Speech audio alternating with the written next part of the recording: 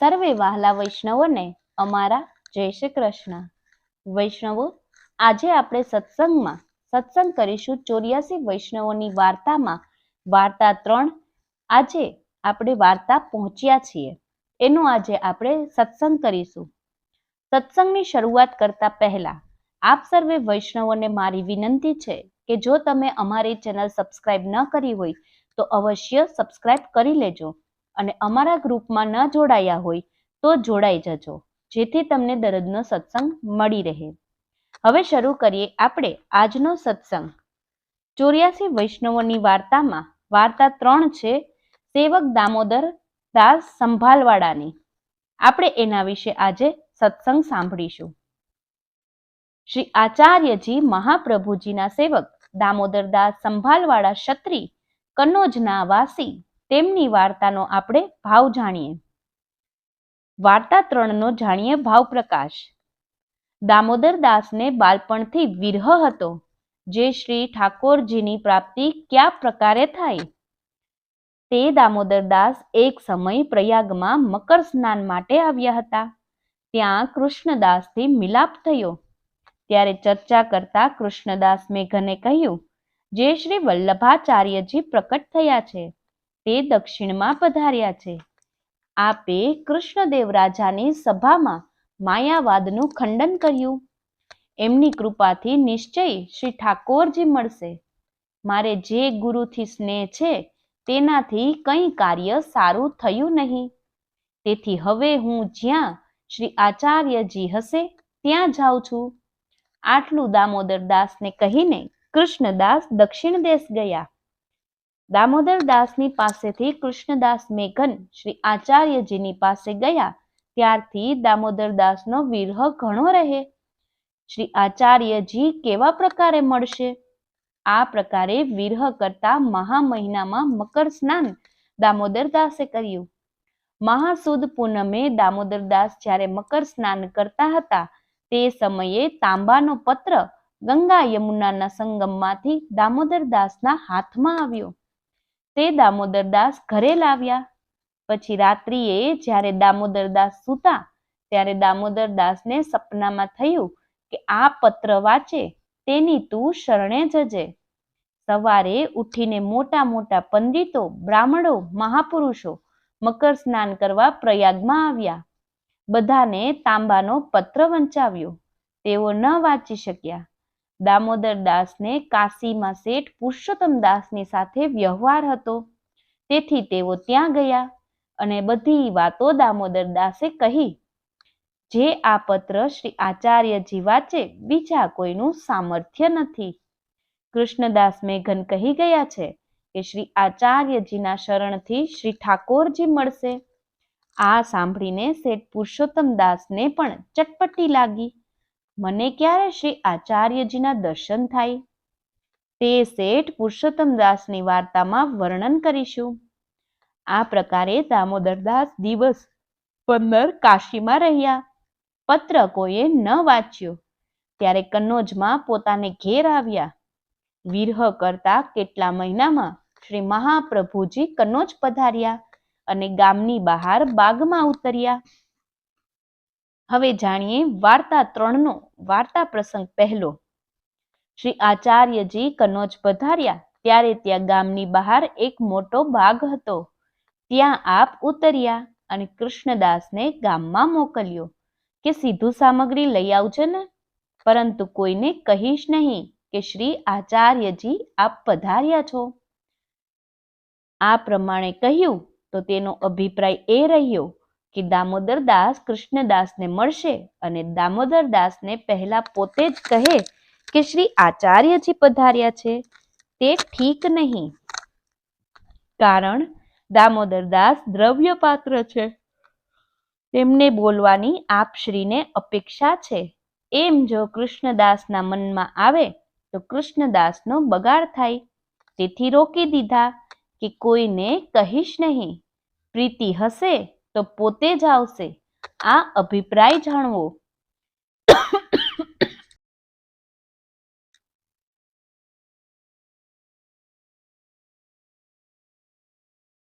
બીજો અભિપ્રાય એ છે કે જે દિવસે શ્રી આચાર્યજી કનોજ પધાર્યા તેના પહેલા શ્રી આચાર્યજી આપને શ્રી ઠાકોરજીની આજ્ઞા થઈ હતી કે અહીંના એટલે કે કનોજના જીવોને પાવન કરવા છે.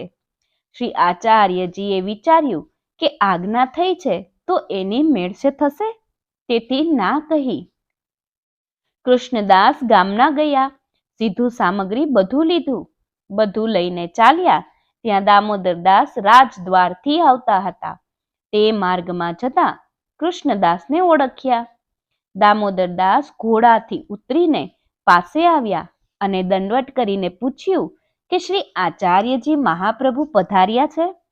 ત્યારે કૃષ્ણદાસને વિચાર કર્યો કે શ્રી આચાર્યજીની આજ્ઞા નથી, કંઈ ઉત્તર આપ્યો નહીં. દામોદરદાસે વિચાર્યું કે શ્રી આચાર્યજી વિના એ શા માટે આવે? કૃષ્ણદાસ તો ચાલ્યા. દામોદરદાસ તેમની પાછળ પાછળ આવ્યા. ઘોડાને ઘેર મોકલી દીધો.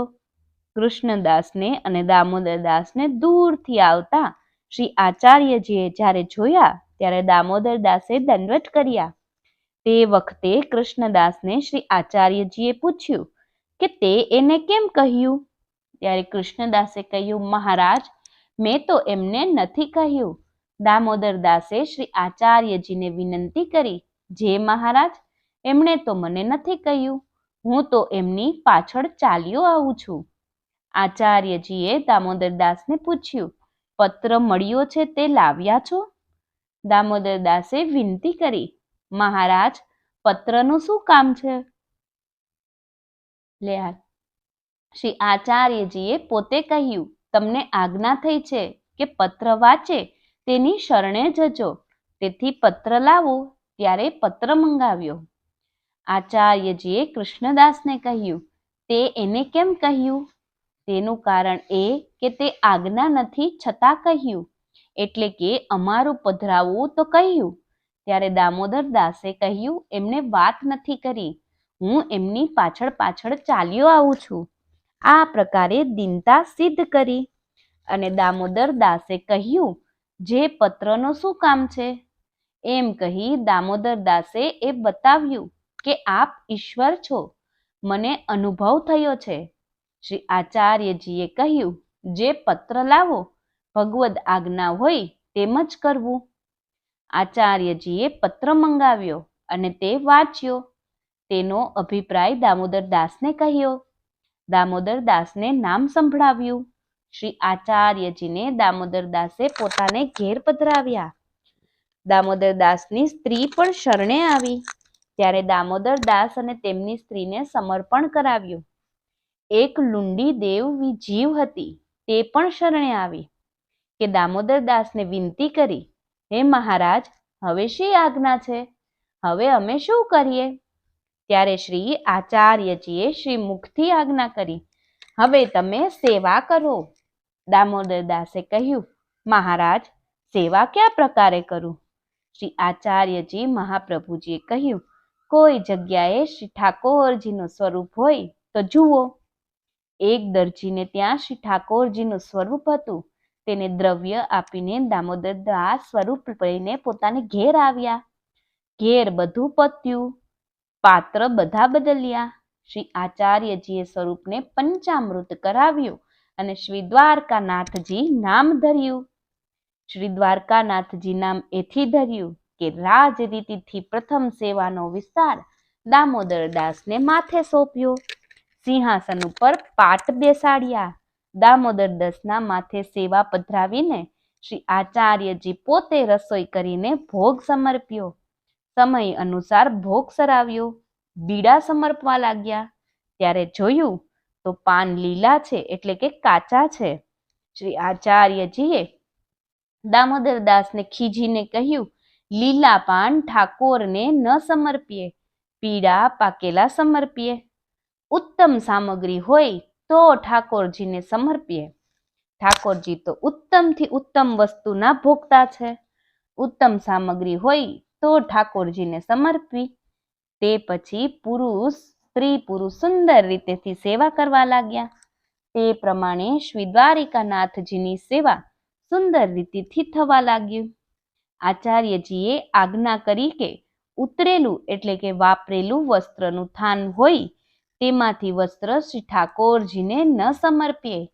આખા થાનમાંથી શ્રી ઠાકોરજીને માટે વસ્ત્ર લેવું અને ઉત્તમ સામગ્રી હોય તેમાંથી બીજી જગાએ ન વાપરવી.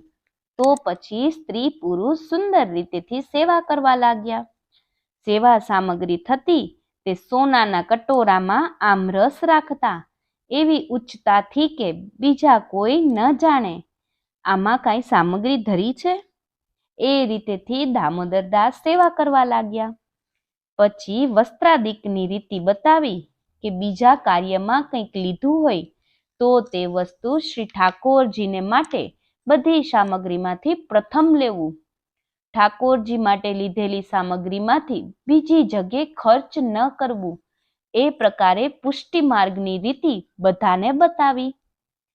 સામગ્રી પીળી સોનાની પાત્રમાં મળી જાય અને ઉજ્જવલ સામગ્રી રૂપાના પાત્રમાં મળી જાય, આ ગૂઢ ભાવ સૂચવ્યો. સોનાના વિશે શ્રી સ્વામિનીજીના ભાવથી અને રૂપાના વિશે શ્રી ચંદ્રવલ્લજના ભાવથી સેવા કરતા.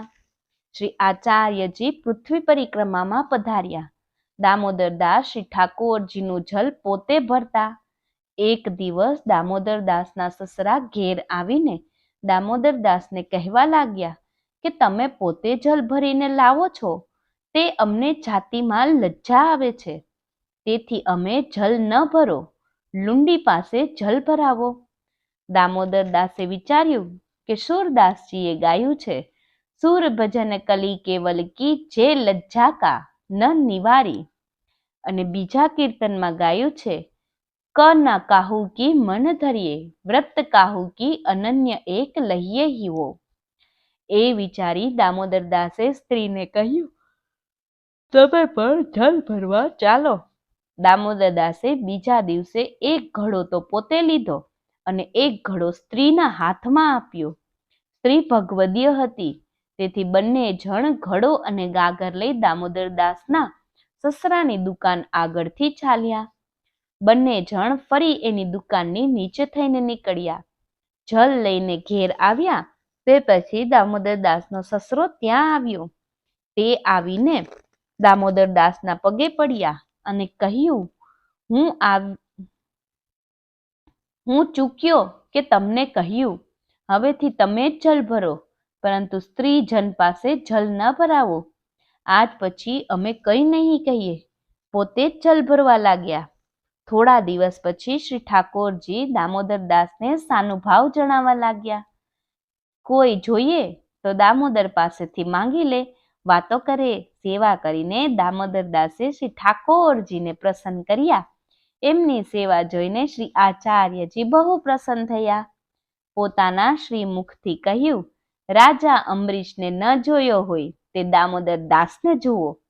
રાજા અમરીશ તો મર્યાદા માર્ગીય હતા અને દામોદરદાસ પુષ્ટિ માર્ગીય હતા, એમાં એટલી અધિકતા છે.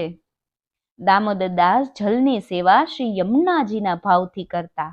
આચાર્યજીએ કહ્યું, જે મર્યાદામાં અમરીશ અને પુષ્ટિમાં દામોદરદાસે રાજ સેવા કરી, એમને ત્યાં તતહેરા એટલે કે જલને ગરમ કરવાના હાંડા રૂપાના હતા.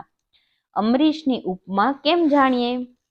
શ્રી ઠાકોરજીના મુખની ઉપમા ચંદ્રમાની એ રીતે સમજવું. કારણ ક્યાં મર્યાદા અને ક્યાં પુષ્ટિ, કોટી ગણું તારતમ્ય જાણવું. જ્યારે દામોદરદાસના સસરાએ કહ્યું, સ્ત્રીથી જલ ન ભરાવું, દામોદરદાસ કહે, જલ નહીં ભરાવીએ. પછી સસરો ગયો ત્યારે દામોદરદાસે વિચાર્યું કે જગની સેવા સ્ત્રી જનથી કરાવી, તો જો હવે હું છોડાવું તો મને સસરાની મર્યાદાનો દોષ લાગે. એકવાર જલ ભરવાનું કહીશ, પ્રીતિ હશે તો પોતે નહીં છોડે. એમ વિચાર્યું, જે એકવાર પગલું ભર્યું તો 100 વાર ભર્યું. લોકો તો જાણી ચૂક્યા છે, હવે હું સેવા કેમ છોડું? પ્રીતિ હશે તો આ પ્રકારે સ્ત્રી જલ ભરશે, અને હું હઠ કરીને ભરાવું તો પ્રીતિ વિના શ્રી ઠાકોરજી અંગીકાર નહીં કરે. એકવાર રોકું તો ખરા. સ્ત્રીને કહે, હવે હું જ જલ ભરીશ, તમે ન ભરો. તમારા પિતાની લાજ લાગે છે. સ્ત્રીએ કહ્યું, તમે જ ભરો. આ પ્રકારે પિતાની મર્યાદાનો દોષ થયો, તેથી આગળ ઉપર અન્યાશ્રય થયો. દામોદરદાસ સસરાના આગ્રહ મર્યાદાથી પોલેત થઈને જલની સેવા સ્ત્રી પાસેથી છોડાવતા તો એમને પણ બાધક થાત, તેથી ફરી સેવા કરવા લાગ્યા. હવે જાણીએ વાર્તા 3નો વાર્તા પ્રસંગ 2. એક સમય ઉષણકાલના દિવસો હતા. દામોદરદાસ શ્રી ઠાકોરજીને મંદિરમાં પધરાવીને પોઢાડીને પોતે ચોબર ઉપર ખુલ્લાના ચોરામાં જઈ સૂતા. શ્રી દ્વારકાનાથજીને લુંડીને આજ્ઞા કરી, તું કમાડ ખોલ, મને ગરમી બહુ થાય છે. લુંડીએ મંદિરના કમાડ ખોલ્યા. શ્રી દ્વારકાનાથજીએ લુંડીને કહ્યું, તું પંખો કર. લુંડીએ પંખો કર્યો. શ્રી ઠાકોરજીએ લુંડને જ્યારે કહ્યું કે તું જા, હવે રહેવા દે, ત્યારે લુંડી કમાડ ખુલ્લા મૂકીને સૂવા ગઈ. સવાર થયું ત્યારે દામોદરદાસ જુએ છે તો મંદિરના કમાડ ખુલ્લા છે. ત્યારે પૂછ્યું, કમાડ કોને ખોલ્યા? લુંડીએ દામોદરદાસને કહ્યું, મને શ્રી ઠાકોરજીની આજ્ઞા હતી એટલે મેં કમાડ ખોલી લીધા, તેથી મેં કમાડ ખોલ્યા છે. દામોદરદાસે કહ્યું, મને કેમ ન કહ્યું? પોતે ખોલ્યા. દામોદરદાસના મનમાં આવ્યું કે શ્રી ઠાકોરજીએ મને કમાડ ખોલવાનું કેમ ન કહ્યું અને લુંડીને કેમ કહ્યું? પરંતુ પ્રભુ તો દયાળુ છે, જેના વિશે સ્નેહ હોય તેનાથી સંભારણ થાય. આચાર્યજીના અંગીકારમાં બધા સમાન, લૌકિકમાં કોઈ ઉચ્ચનીય કહેજો. શ્રી ઠાકોરજી તો સ્નેહને વશ છે. શ્રી ઠાકોરજીએ કહ્યું કે મેં ખોલાવ્યા છે, અરે એને ખોલ્યા છે, તું કેમ એને ખીજે છે? તો ચોવારે જઈ સૂતો અને મને ભીતર સુવડાવ્યો. દામોદરદાસ કહે, પ્રસાદ ત્યારે જ લઉં જ્યારે મંદિર નવું સિદ્ધ કરાવો. સ્ત્રીએ કહ્યું, એમ કેમ બને? આ તો કોઈ 5-7 દિવસનું કામ નથી. દામોદરદાસે કહ્યું, સખડી મહાપ્રસાદ તો નહીં લઉં, ફલહાર કરીશ. થોડા વખતમાં મંદિર સિદ્ધ થયું. સુંદર દિવસ જોઈને શ્રી દ્વારકાદાસજીને મંદિરમાં પાઠ બેસાડ્યા, મોટા ઉત્સવો કર્યા, વૈષ્ણવોને મહાપ્રસાદ લેવડાવ્યો અને પોતે પણ મહાપ્રસાદ લીધો. શ્રી ઠાકોરજીએ લુંડીની પાસે પંખો કરાવ્યો, પરંતુ સ્ત્રીને નહીં જણાવ્યું. તે પણ સ્ત્રીએ જલની સેવા છોડી, તેથી તેને ન કહ્યું, કેમ કે પહેલા સ્ત્રી જલની સેવા ન કરતી તો હરકત ન હતી, વળી સેવા કરીને છોડાવી હતી તો 10-5 દિવસ જલ ભરીને પોતાના મનથી જલ ન ભરતી તો ચિંતા નહીં. દામોદરદાસના સસરાના કહેવાથી સેવા છોડી શ્રી ઠાકોરજીએ લુંડી પાસે કમાડ ખોલાવી પંખાની સેવા કરી. શ્રી આચાર્યજીની આ આજ્ઞા છે કે જ્યાં સુધી પૂર્ણ સ્નેહનો પકાર હૃદયારૂઢ ન થાય ત્યાં સુધી સેવા યથા દેહ તથા દેવે કરવી. પોતાના દેહને શીત ઉષ્ણ વિચારીને કરે. દામોદરદાસ તો ચોવારે સૂતા અને શ્રી ઠાકોરજીને પવન આવવાનો માર્ગ ન હતો. મંદિરની રીતિ પ્રકટ કરાવવાને માટે શ્રી ઠાકોરજીએ લુંડીથી કમાડ ખોલાવ્યા. લુંડીને માનસી સેવાનો અધિકાર હતો. 8 પ્રહર ગુપ્ત રીતેથી માનસી સેવા કરતી, કોઈ જાણે નહીં. એ રીતે શ્રી ઠાકોરજી તે લુંડી ઉપર બહુ જ પ્રસન્ન હતા. દામોદરદાસ લુંડી ઉપર ખીજાયા ત્યારે શ્રી ઠાકોરજી સહી ન શક્યા. કેમ? જે એમને પ્રિય છે તેના ઉપર ખીજે છે. લુંડીનું પક્ષ શ્રી ઠાકોરજીએ કર્યું. દામોદરદાસને અપરાધથી છોડાવવાને બોલાવ્યા અને એની પાસે કમાડ ખોલાવ્યા. તું કેમ ખીજવે છે? આજ પછી એના ઉપર પ્રીતિ રાખજે, એનું સ્વરૂપ અલૌકિક જાણજે. તું જઈને ચોવારા ઉપર સૂતો અને મને પવન આવવાની જગા નહીં. ચિત્ર સખી થઈ તારી સેવા ભૂલી ગયો. દામોદરદાસ ચોંકી ઉઠ્યા. પોતાના સ્વરૂપનો અનુભવ થયો અને કહે, મંદિર તૈયાર થાય ત્યારે ખાનપાન કરું. આ ટેક ચિત્ર સખીના આવેશમાં લીધી. કારીગરને બોલાવી કામે લગાડ્યા. સ્ત્રીએ કહ્યું, ખાનપાન વિના કેમ ચાલે? એક દિવસનું કામ નથી, ખાનપાન વિના રહેવાશે નહીં. આવસી રહે ત્યારે ખાનપાન ન કરતા, અત્યારે તો કરો. ત્યારે કહે ફલહાર લઈશ. મંદિર સિદ્ધ કરાવ્યું. જાળી, ઝરૂકા, નિજ મંદિર, તિવારી, ચોક, ટેરા પડદા જેમ લીલા સૃષ્ટિમાં સજાવટ કરતા હતા તે જ ભાવથી ઘા મંદિરની બધી સજાવટ કરી. મુહૂર્ત જોઈને શ્રી ઠાકોરજીને પધરાવ્યા. મોટો ઉત્સવ કર્યો. વૈષ્ણવોનું સમાધાન કર્યું. શ્રી આચાર્યજીને ભેટ કાઢી. હવે જાણીએ વાર્તા પ્રસંગ 3. એક દિવસ દામોદરદાસ શ્રી ઠાકોરજીનો રાજભોગ સમર્પીને શૈયા મંદિરમાં શૈયા સંભાળતા ગયા. તે જુએ તો દુલીચા એટલે કે ગાલીચા ગાદી ઉપર બિલાડીએ બગાડ કર્યો છે. દામોદરદાસે કહ્યું, ઠાકોરજી તો પોતાની શૈયા પણ રાખી શકતા નથી. એમ કહ્યું ત્યારે શ્રી ઠાકોરજીએ ભોજનનો થાળો ચોકી ઉપરથી લાત મારી ફેંકી દીધો અને દામોદરદાસને શ્રી ઠાકોરજીએ કહ્યું, સેવક તું કે સેવક હું? સેવક થઈને આવું બોલે છે? એમ બહુ ખીજાયા. વિનંતી કરી, બહુ જ મનોહાર કરી અને બધી સામગ્રી સિદ્ધ કરીને ભોગ સમર્પ્યો. ત્યારે શ્રી ઠાકોરજી આરોગ્યા, પરંતુ 2 મહિના સુધી બોલ્યા નહીં. બહુ જ વિનંતી કરવા લાગ્યા ત્યારે સુધી બોલ્યા. ઠાકોરજીએ રાજભોગનો થાળ લાત મારીને ફેંકી દીધો તો એ ભાવથી શ્રી આચાર્યજીએ હજુ તો દાસ ભાવનો અધિકાર દીધો. આ હાસીથો સખ્ય ભવનનો અધિકાર હોય ત્યારે બને. શ્રી આચાર્યજીએ આપ્યા વિના તે વિશેષ ભાવ કર્યો, તેથી તારો ભોગ કર્યો. અંગીકાર નહીં કરવું. આ પ્રકારે શિક્ષા કરી અધિકાર વિના વિશેષ કાંઈ બોલવું કરવું બાધક છે. હવે જાણીએ વાર્તા પ્રસંગ 4. એક વખત દામોદરદાસ હરસાની એમને ઘેર પરોણે આવ્યા. સંભલવાળાને ઘેર દિવસ 5-7 રહ્યા. એમણે બહુ સારી રીતે સમાધાન કર્યું. દામોદરદાસ હરસાની એમનાથી વિદાય લઈ અડેલ ગયા. શ્રી આચાર્યજીએ દામોદરદાસને કહ્યું, દમલા, તું ક્યાં ઉતર્યો હતો? શો પ્રસાદ લીધો?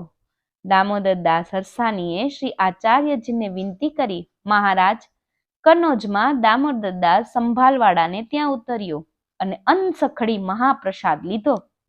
શ્રી આચાર્યજી દામોદરદાસ સંભાલવાળા ઉપર પ્રસન્ન થયા અને કહ્યું, આ મારો અતરંગ સેવંગ, તેને સખડી મહાપ્રસાદ કેમ ન લેવડાવ્યો? આ વાત શ્રી આચાર્યજીના મની દામોદરદાસ સંભાલવાળા ઘેર બેઠા જાણી આચાર્યજી મહાપ્રભુજી ઉપર અપ્રસન્ન થયા.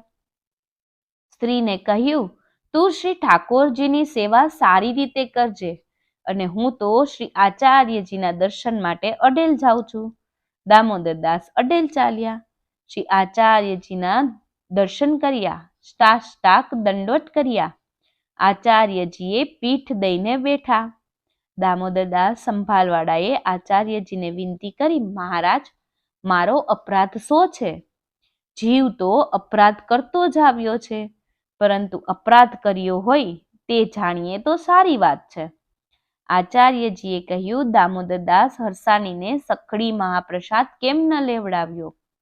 દામોદરદાસ સંભાલવાળાએ શ્રી આચાર્યજીને વિનંતી કરી, મહારાજ, દામોદરદાસ જે આપ પૂછો. ત્યારે આચાર્યજીએ દામોદરદાસ હરસાનીને પૂછ્યું કે દમલા, તે દામોદરદાસ સંભાલવાળાને ત્યાં સખડી મહાપ્રસાદ કેમ ના લીધો? દામોદરદાસ કહે, મહારાજ, શ્રી ઠાકોરજી પ્રાતઃકાલ બાલભોગ આરોગતા, તે જ લેતા. સખડીની રુચિ રહેતી નથી. આચાર્યજી કહ્યું, તું તારી ઈચ્છાથી ન લેતો, પરંતુ મને એના ઉપર બહુ રીસ આવી. ભક્તોના અંતકરણની ભક્તિ જોવા પ્રભુનું આ નાટક છે. દામોદરદાસ સંભાલવાળાએ કનોજમાં પોતાને ઘર બેઠે શ્રી આચાર્યજીએ અંતકરણની વાત જાણી. શ્રી આચાર્યજી તો ભક્તના હૃદયમાં સદા બિરાજે છે. ભક્ત હૃદયની વાત શું ન જાણે? પરંતુ ભક્ત પરીક્ષાર્થ આ પ્રભુનું નાટ્ય છે. દામોદર દાસને બહુ જ સન્માન કરી શ્રી આચાર્યજીને ઘરે બોલાવ્યા. દામોદર દાસ પોતાના ઘરે કનોજ આવી સ્ત્રી પુરુષ સારી રીતે સેવા કરવા લાગ્યા. દામોદર દાસ હરસાની સંભલવાળાના ઉપર કૃપા કરવા માટે એમને ત્યાં આવ્યા. દામોદર દાસ સંભલવાળા તનુજા વિતજા સેવા સારી રીતેથી એટલે કે રાજ સેવા કરતા. જે વૈષ્ણવો એમને ત્યાં જઈને શ્રી આચાર્યજીના દર્શને જાય તે બધાની સાથે અલગ અલગ ભેટ મોકલતા, વૈષ્ણવોનું સમાધાન કરતા, ખડિયા થેલામાં વિના કહે ખર્ચી વૈષ્ણવોને ભરી દેતા. આચાર્યજીની આગળ બહુ બડાઈ થઈ, જે આવે તે બડાઈ કરે. આચાર્યજીના મનમાં એ આવ્યું કે હૃદયની ભીતરનો ભાવ શુદ્ધ હોય તો કેમ થયો, અન્યાશ્રય ન થાય. માટે શ્રી આચાર્યજીના હૃદયની ઈચ્છા જાણીને દામોદર દાસ હરસાની એમને ત્યાં પરોણે આવ્યા. કૃપા કરવાને માટે દામોદર દાસના હૃદયની બધી રીત સુંદર જોઈ, પરંતુ શ્રી મારચક પિત્તને મર્યાદા જાણી સખડી મહાપ્રસાદ ન લીધો. 5-7 દિન રહ્યા, પણ પોતાના હૃદયનો અભિપ્રાય અગર માર્ગની કઈ વાર્તા ન કહી. આચાર્યજી પાસે આવ્યા ત્યારે આચાર્યજીએ પૂછ્યું ક્યાંથી આવ્યા? ત્યારે વિનંતી કરી, જે દામોદર દાસ સંભલવાળાને ત્યાં પરોણે ગયો ત્યાં સખડી નહીં લીધી, અનસખડી લીધી. એમ કહીને એ સૂચવ્યું કે દામોદર દાસનો ભાવ દ્રઢ છે, અનસખડી લીધી. સ્ત્રીનો ભાવ દ્રઢ નથી એટલે સખડી મહાપ્રસાદ ન લીધો. આચાર્યજી સંભલવાળા ઉપર પ્રસન્ન થયા, અપ્રસન્ન થયા. મારા અતરંગ સેવકને પ્રાપ્ત કરીને પણ સ્ત્રીનો અન્યાશ્રય ન છોડાવ્યો. ફરી એવો સમય ક્યારે મળશે? આ વાત શ્રી આચાર્યજીના હૃદયના સંભલવાળાએ જાણી, પણ સ્ત્રીને પરાશ્રય છે તેથી તેણે ન જાણી. તો એવા સર્વે વહાલા વૈષ્ણવોને મારા જય શ્રી કૃષ્ણ. વૈષ્ણવો, અમારો સત્સંગ છેલ્લે સુધી સાંભળ્યો એ બદલ આપનો ખૂબ ખૂબ આભાર. અને તમને અમારો સત્સંગ ગમ્યો હોય તો લાઈક કરજો અને વધુમાં વધુ વૈષ્ણવો સુધી આ સત્સંગ શેર કરજો. એવા સર્વે વહાલા વૈષ્ણવોને મારા જય શ્રી કૃષ્ણ.